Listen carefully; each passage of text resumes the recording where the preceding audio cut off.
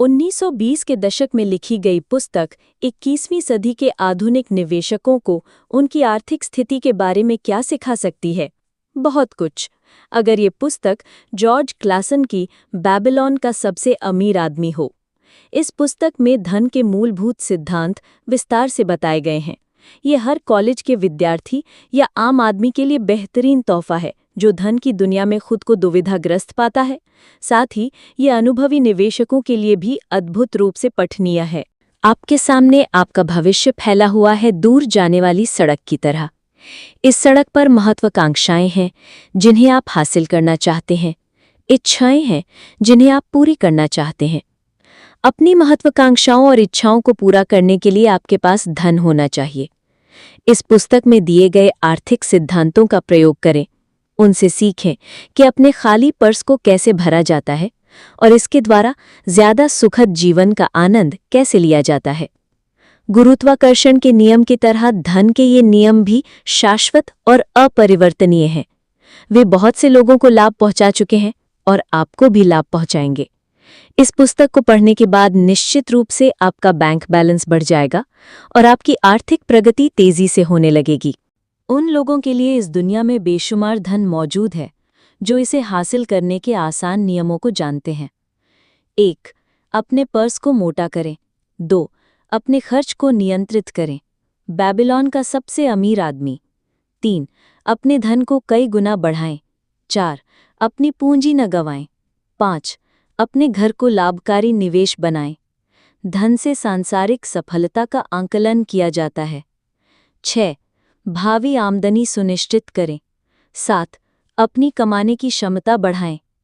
धन से इस दुनिया की सारी अच्छी चीज़ों का आनंद लिया जा सकता है। धन उन लोगों के आसानी से आता है जो इसे हासिल करने के आसान नियमों को जानते हैं। आज भी धन के नियम वही हैं जो 6000 साल पहले बेबीलोन के अमीर लोगों के समय थे।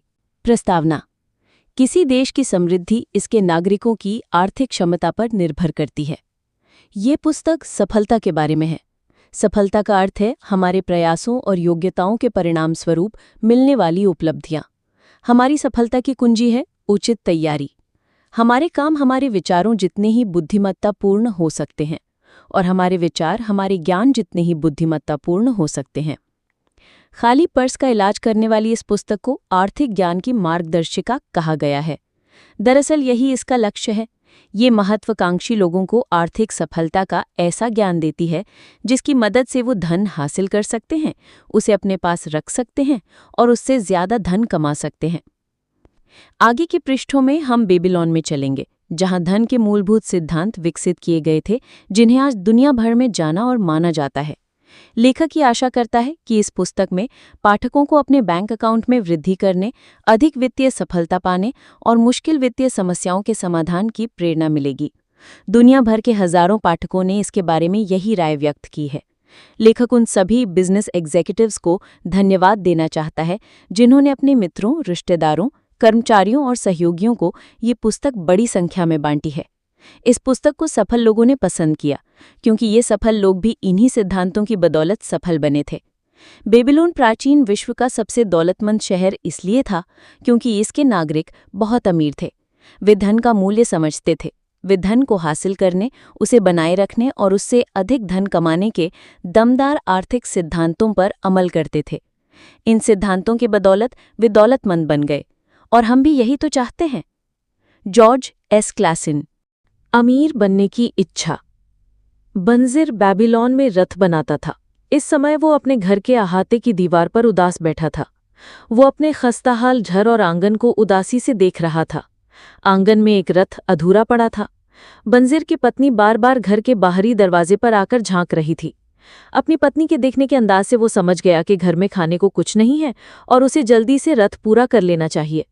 वो जानता था कि इस समय उसे हाथ पर हाथ धरकर बैठने के बजाय हथौड़ा चलाना चाहिए, कुल्हाड़ी से काट छांट करना चाहिए, पॉलिश और पेंट करना चाहिए, पहियों के रिम पर चमड़ा चढ़ाना चाहिए और रथ को ग्राहक तक पहुंचाना चाहिए ताकि उसे अमीर ग्राहक से पैसे मिल सके। बहरहाल सुगठित और मांसल देह वाला बंजिर दीवार पर अलसाए अंदाज में बैठा रहा। उसका दिमाग बहुत मंद गति से काम कर रहा था। कुछ समय से उसके मन में एक ऐसी उलझन थी जिसका उसे जवाब नहीं मिल रहा था। यूफ्रेटिस नदी की इस घाटी में सूरज आमतौर पर शोले बरसाता था। आज भी ये निर्ममता से शोले बरसा रहा था। इस वजह से बंजिर की भौं पर पसीने के मोती छलछलाए थे, जो बहकर उसके सीने के बालों में गुम हो गए थे। दूर उसे सम्राट के महल की बाहरी ऊंची दीवारें दिखाई दे रही थी। पास में नीले आसमान को छूती बेल मंदिर की मीनार थी। इतनी भव्यता की छाया में उसका छोटा सा घर था। उसके आसपास कई और लोगों के घर भी थे, जिनकी हालत उसके घर से भी ज्यादा खराब थी। बेबीलोन का यही माहौल था। यहाँ भव्यता और मलिनता साथ साथ रहती थी। यहाँ प्रचुर दौलत और बेहद गरीबी पास पास रहती थी। अमीर और गरीब दोनों तरह के लोग शहर की सुरक्षात्मक दीवारों के भीतर बिना किसी योजना या व्यवस्था के साथ साथ रहते थे। बंजीर के पीछे अमीरों के रथ शोर कर रहे थे, ताकि जूते पहने व्यापारी और नंगे पैर चल रहे भिखारी रास्ते से हट जाएं। बहरहाल जब पानी लाने वाले गुलाम सड़क पर नजर आते थे, तो उन्हें रास्ता देने के लिए अमीरों के रथ नालियों की तरफ हट जाते थे। वो ऐसा इसलिए करते थे क्योंकि ये गुलाम सम्राट का काम कर रहे थे। इन सब की पीठ पर पानी की भारी मशकें लदी थी, जो हैंगिंग गार्डन्स में डालने के लिए ले जाई जा रही थी। बंजीर अपनी समस्या पर सोच विचार करने में इतना खोया हुआ था कि उसने व्यस्त शहर के कोलाहल को ना तो सुना और ना ही उसकी तरफ ध्यान दिया। उसकी तंद्रा तभी टूटी जब उसे एक परिचित वाद्य यंत्र की ताने सुनाई दी। उसने पलटकर देखा कि उसका सबसे पक्का दोस्त कोबी पास में खड़ा था। कोबी संगीतकार था और इस समय उसका संवेदनशील चेहरा मुस्कुरा रहा था। कोबी ने झुककर सलाम करते हुए कहा, देवता आप पर मेहरबान हो मेरे अच्छे मित्र। लेकिन ऐसा लगता है कि देवता आप पर पहले से ही इतने मेहरबान हो चुके हैं कि अब आपको मेहनत करने की कोई जरूरत ही नहीं है। आपकी खुशकिस्मती देखकर मुझे भी खुशी हो रही है। इतना ही नहीं, मैं तो ये भी चाहता हूँ कि आपकी खुशकिस्मती से मेरी भी किस्मत बदल जाए। आपका पर्स जरूर भारी होगा, क्योंकि अगर ये सिक्कों की वजह से भारी नहीं होता तो आप रथ बनाने का काम कर रहे होते।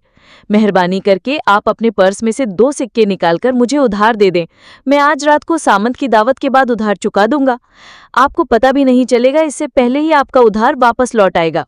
बंजीर ने उदासी से जवाब दिया, अगर मेरे पास 2 सिक्के होते तो मैं उन्हें किसी को भी उधार नहीं देता, तुम्हें भी नहीं मेरे सबसे पक्के दोस्त। इसका कारण यह है कि वे 2 सिक्के मेरी जिंदगी भर की दौलत होते, मेरी पूरी दौलत। कोई भी अपनी पूरी दौलत किसी को उधार नहीं देता, भले ही वो उसका सबसे पक्का दोस्त ही क्यों ना हो। क्या? कोबी ने हैरान होकर कहा, तुम्हारे पर्स में एक भी सिक्का नहीं है, इसके बावजूद तुम दीवार पर बुत बने बैठे हो। उस रथ को पूरा क्यों नहीं करते? तुम्हारी तेज भूख को शांत करने के लिए भोजन कहाँ से आएगा? तुम ऐसे तो नहीं थे, तुम तो दिन रात मेहनत करते थे। क्या कोई चीज तुम्हें दुखी कर रही है? क्या देवताओं ने तुम पर कोई मुसीबत लाद दी है? ये मुसीबत जरूर देवताओं ने ही लादी होगी, बंजीर ने हामी भरते हुए कहा। सारा झमेला एक सपने से शुरू हुआ था। ये बेसिर पैर का सपना था। इसमें मैंने देखा कि मैं अमीर बन गया था। मेरे बेल्ट से खनखनाते सिक्कों से भरा पर्स लटक रहा था और मैं भिखारियों की तरफ लापरवाही से सिक्के उछालता जा रहा था। मैं चांदी के सिक्कों से अपनी पत्नी के लिए वस्त्र और अपने लिए मनचाही चीजें खरीद रहा था। मेरे पास सोने के सिक्के भी थे, इसलिए मैं भविष्य को लेकर आश्वस्त था और मुझे चांदी के सिक्के खर्च करने में कोई डर नहीं लग रहा था। मैं बहुत संतुष्ट और सुखी महसूस कर रहा था। मुझे देखकर तुम ये नहीं कह सकते थे कि मैं तुम्हारा वही मेहनती मित्र हूं। तुम मेरी पत्नी को भी नहीं पहचान सकते थे, क्योंकि उसके खुशी से दमकते चेहरे पर झुर्रियों का नामो निशान नहीं था। वो एक बार फिर से उतनी ही सुंदर और खुशमिजाज लग रही थी जितनी हमारी शादी के समय लगती थी। कोबी ने कहा, सचमुच बहुत बढ़िया सपना था, परंतु इतने अच्छे सपने की वजह से तुम दुखी होकर दीवार पर क्यों बैठे हो? क्योंकि जागने पर मैंने देखा कि मेरा पर्स खाली था। मेरे अंदर विद्रोह की भावना सुलगने लगी। आओ हम इस बारे में विस्तार से बातें करते हैं, क्योंकि जैसा समुद्री यात्री कहते हैं, हम एक ही नाव में सवार हैं। बचपन में हम दोनों ने धर्मगुरु से एक साथ शिक्षा प्राप्त की। किशोर अवस्था में हमने साथ साथ मौज मस्ती की। बड़े होने पर साथ साथ हम गहरे मित्र बन गए। हम संतुष्ट लोगों की तरह रहते हैं। दिन रात मेहनत करने और अपनी पूरी कमाई खर्च करने के बावजूद हम संतुष्ट रहे हैं। इतने सालों में हमने बहुत पैसा कमाया, परंतु हमें दौलत की खुशी का जरा भी एहसास नहीं हुआ। इसके लिए हमें सपनों का सहारा लेना पड़ता है। अब मेरे मन में ये विचार आता है कि क्या हम गूंगी भेड़ों जितने मूर्ख हैं? हम दुनिया के सबसे अमीर शहर में रहते हैं। यात्री कहते हैं कि इतनी दौलत दुनिया में और कहीं नहीं है। हमारे आसपास बेशुमार दौलत बिखरी पड़ी है, परंतु हमारे पास कुछ भी नहीं है। मेरे प्यारे दोस्त, आधी जिंदगी कड़ी मेहनत करने के बाद भी तुम्हारा पर्स खाली है और तुम मुझसे कहते हो, मेहरबानी करके अपने पर्स में से 2 सिक्के निकालकर मुझे उधार दे दें। मैं आज रात को सामंत की दावत के बाद उधार चुका दूंगा। आपको पता भी नहीं चलेगा, इससे पहले ही आपका उधार वापस लौट आएगा। और इसका मैं क्या जवाब देता हूँ? क्या मैं ये कहता हूं कि ये रहा मेरा पर्स, इसमें से जितने सिक्के चाहो खुशी खुशी निकाल लो? नहीं, इसके बजाय मैं ये कहता हूं कि मेरा पर्स भी तुम्हारे पर्स की तरह खाली है। आखिर इसकी क्या वजह है? हमारे पास धन टिकता क्यों नहीं है? हम संपत्ति क्यों नहीं जोड़ पाते हैं? हम इतना ही क्यों कमा पाते हैं कि हम जिंदा रहें और हमारे भोजन और वस्त्रों की मूलभूत आवश्यकताएं ही पूरी हो सके? बंजिर ने कहा, और इस बारे में भी सोचो कि हमारे बेटे भी हमारे ही पद चिन्हों पर चल रहे हैं। क्या वे और उनके पुत्र भी इस सोने की नगरी में हमारी ही तरह गरीब रहेंगे? क्या उन्हें भी बकरे के दूध और दलिये से पेट भरना होगा? कोबी ने हैरान होकर कहा, बंजिर, हमारी दोस्ती को इतने साल हो गए हैं, परंतु तुमने पहले कभी ऐसी बातें नहीं की। अब तक मैंने कभी इस तरह से सोचा ही नहीं था। सुबह होते ही मैं काम में जुट जाता था और अंधेरा होने तक जुटा रहता था। मैंने अपनी मेहनत से दुनिया के सबसे शानदार रथ तैयार किए। मुझे आशा थी कि मेरे बेहतरीन काम को देखकर देवता किसी दिन खुश होंगे और मुझे अमीर बनने का आशीर्वाद देंगे, परंतु देवताओं ने ऐसा कभी नहीं किया। अब मुझे ये एहसास हो चुका है कि वे ऐसा कभी करेंगे भी नहीं, इसीलिए मेरा दिल उदास है। मैं अमीर बनना चाहता हूँ। मैं चाहता हूँ कि मेरे पास जमीन हो, मवेशी हो, सुंदर कपड़े हों और सिक्कों से भरा पर्स हो। इन चीज़ों को पाने के लिए मैं डट कर मेहनत करने को तैयार हूँ। इन चीज़ों को पाने के लिए मैं अपनी पूरी योग्यता और क्षमता से मेहनत करने को तैयार हूँ, परंतु मैं ये भी चाहता हूँ कि मेरी मेहनत का मुझे उचित पुरस्कार मिले। मैं एक बार फिर से तुमसे पूछता हूँ, आखिर बात क्या है? दुनिया में इतनी सारी अच्छी चीज़ें हैं, परंतु वो हमें क्यों नहीं मिलती हैं? हमारे पास इतना पैसा क्यों नहीं है कि हम अपनी मनचाही चीज़ें खरीद सके? कोबी ने जवाब दिया, काश मुझे इस सवाल का जवाब पता होता। मैं भी उतना ही असंतुष्ट हूँ जितना कि तुम। संगीत बजाकर मैं जितना भी कमाता हूँ तत्काल खर्च हो जाता है। मेरे परिवार को भूखों मरने की नौबत ना आए, मुझे अक्सर इसकी योजना बनाना पड़ती है। मेरे दिल में एक प्रबल इच्छा बहुत समय से है। मैं एक ऐसा वाद्य यंत्र खरीदना चाहता हूँ जिससे मैं अपने मन में तैर रही संगीत की धुनों को सचमुच बाहर निकाल सकूं। ऐसा वाद्य यंत्र खरीदने के बाद मैं इतना बेहतरीन संगीत बजा सकता हूँ जो सम्राट ने भी कभी नहीं सुना होगा। तुम्हारे पास इस तरह का वाद्य यंत्र होना चाहिए। बेबीलोन में तुमसे मधुर संगीत कोई नहीं बजा सकता है। ना सिर्फ सम्राट बल्कि देवता भी खुश होंगे, परंतु तुम उसे खरीदोगे कैसे? हम दोनों तो सम्राट के गुलामों जितने गरीब हैं। घंटी की आवाज सुन रहे हो? वह देखो, सम्राट के गुलाम आ गए। उसने पसीना पसीना हो रहे अधनंगे भिश्तियों को देखा जो नदी से पानी ला रहे थे और संकरी सड़क पर बोझ लादकर चल रहे थे। 5 गुलाम एक साथ चल रहे थे और हरेक की पीठ पर पानी की भारी मशक का बोझ था।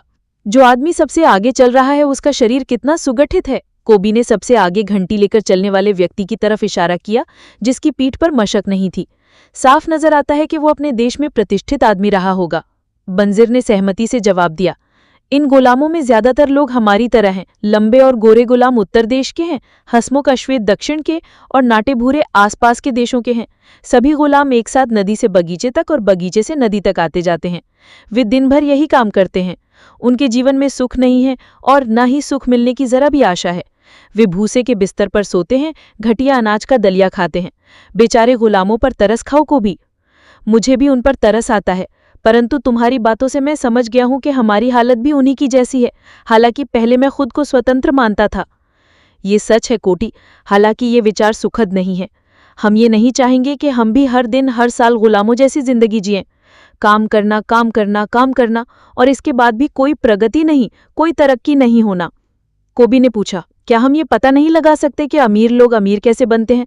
इसके बाद शायद हम भी उसी तरीके पर चलकर अमीर बन सकते हैं। अगर कोई व्यक्ति दौलत का रहस्य जानता हो और वो हमें बता दे तो शायद हम भी उस रहस्य को सीख सकते हैं। कोबी ने सुझाव दिया, आज ही मुझे अपना पुराना मित्र अरकाद दिखा था। वो अपने सुनहरे रथ पर सवार था। उसने मुझे देखकर अनदेखा नहीं किया जिस तरह बाकी अमीर लोग करते हैं। इसके बजाय उसने अपना हाथ मेरी तरफ हिलाया ताकि सब लोग ये देख लें कि वो संगीतकार कोबी का मुस्कुराकर अभिवादन कर रहा है। बंजिर ने कहा, लोग कहते हैं कि अरकाद बेबीलोन का सबसे अमीर आदमी है। कोबी ने जवाब दिया, इतना अमीर के सम्राट की खजाने के लिए समय समय पर उसकी मदद लेता रहता है। इतना अमीर, अगर वो मुझे कहीं रात के अंधेरे में मिल जाए तो मुझे डर है कि मेरा हाथ उसके मोटे पर्स पर चला जाएगा। कोबी ने झिड़कते हुए कहा, बकवास, इंसान की दौलत उसके पर्स में नहीं होती है। अगर पर्स में लगातार धन न आए तो मोटे से मोटा पर्स भी जल्दी खाली हो जाएगा। अरकाद की आमदनी इतनी ज्यादा है कि वो कितना ही दिल खोलकर खर्च करे, उसका पर्स हमेशा भरा रहता है। आमदनी ही तो सबसे बड़ी बात है, बंजिर बोला। मैं चाहता हूं कि मेरे पर्स में भी आमदनी आती रहे, भले ही मैं बैठा रहूं या दूर देशों की यात्रा करने चला जाऊं। अरकाद को मालूम होगा कि आमदनी कैसे बढ़ाई जा सकती है। क्या तुम्हें लगता है कि वो मेरे जैसे मंदबुद्धि व्यक्ति को ये बात स्पष्टता से समझा सकता है? कोबी ने कहा, मैंने सुना है कि उसने अपने पुत्र नोमाजीर को ये ज्ञान दिया था। इसके बाद नोमाजीर निनेवा गया और अपने पिता की सहायता के बिना ही बहुत अमीर बन गया। बंजीर, तुमने एक बहुत बेहतरीन विचार दिया है। बंजीर की आंखों में एक नई रोशनी चमकने लगी। अच्छे मित्र की समझदारी भरी सलाह मुफ्त में मिलती है और अरकाद हमेशा हमारा अच्छा मित्र रहा है। इस बात से कोई फर्क नहीं पड़ता है कि हमारे पर्स खाली हैं। हमारी गरीबी अब हमें नहीं रोक सकती है। हम सोने की नगरी में गरीबों की तरह रहते रहते तंग आ चुके हैं। हम अमीर बनना चाहते हैं। आओ अरकाद के पास चलकर उससे ये सीखें कि हम अपनी आमदनी और दौलत कैसे बढ़ा सकते हैं। तुमने मेरे दिल की बात कह दी। तुम्हारी बातों से मेरे मन में एक नया विचार आया है। अब मैं ये समझ गया हूं कि हम कभी अमीर क्यों नहीं बन पाए। सच तो यह है कि आज से पहले हमने कभी अमीर बनना ही नहीं चाहा। तुम्हारा लक्ष्य ये था कि तुम बेबीलोन के सबसे मजबूत रथ बनाओगे और तुम लगन से उस दिशा में मेहनत करते रहे। तुमने अपने सर्वश्रेष्ठ प्रयास उस लक्ष्य को समर्पित कर दिए, इसलिए तुम उस काम में सफल हुए। मेरा लक्ष्य बेहतरीन संगीतकार बनना था और मैंने उस दिशा में मेहनत की। अंततः मैं अपने लक्ष्य तक पहुंचने में सफल हुआ। जिन लक्ष्यों की दिशा में हमने मेहनत की उन तक पहुंचने में हमें सफलता मिली। देवताओं को इस स्थिति के यूं ही चलने से कोई दिक्कत नहीं है। बहरहाल अब हमें उगते सूरज की किरण दिख गई है। ये हमें आमंत्रित कर रही है कि हम अमीर बनने का तरीका सीखें। अगर हम अमीर बनने का तरीका सीख लेंगे तो हमारी सारी इच्छाएं चुटकी बजाते ही पूरी हो जाएंगी। बंजीर ने आग्रह किया, हम आज ही अरकाद के पास चलते हैं। इसके अलावा हम अपने बचपन के उन दोस्तों को भी ले चलेंगे जिनका हाल भी हमारी ही तरह है। मैं चाहता हूं कि वे भी अरकाद के ज्ञान का लाभ उठाएं। बंजीर, तुम हमेशा अपने मित्रों का बहुत ख्याल रखते हो, इसीलिए तुम्हारे इतने सारे मित्र हैं। तुम जैसा कहते हो हम वैसा ही करेंगे। हम आज ही चलेंगे और अपने बचपन के मित्रों को भी साथ ले चलेंगे।